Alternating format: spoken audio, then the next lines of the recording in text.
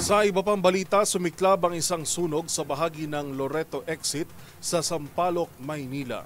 Kabilang sa mga natupok ng apoy ang nasa 80 istruktura. Kabilang na ang bahay ng isang mamamahayag. Ang buong detalye tinutukan ni Boy Gonzales. Natupok ng apoy ang mga kabahayan kabilang ang magkakatabing dalawang palapag na residential commercial establishment sa Loreto Extension, Sampaloc, Maynila, madaling araw ng Huwebes. Ayon sa Bureau of Fire Protection Manila, nagsimula ang sunog bago mag-alauna ng madaling araw na umabot sa ikatlong alarma bago naapula ganap na alas 4:50 ng umaga.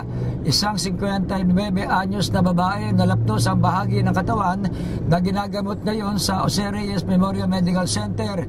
Nadami rin sa sunog ang bahay ni Pat Santos, ang reporter ng Tribune.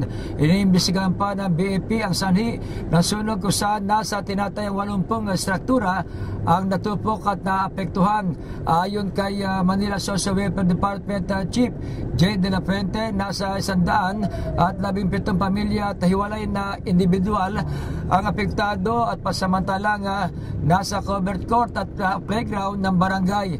Dumating si Mayor Isko Moreno Dumagoso para magbigay ng tulong sa mga pamilya ng biktima ng sunog. Para sa MBC TV Network News, ito si Boy Gonzales, una sa Pilipinas, una sa Pilipino.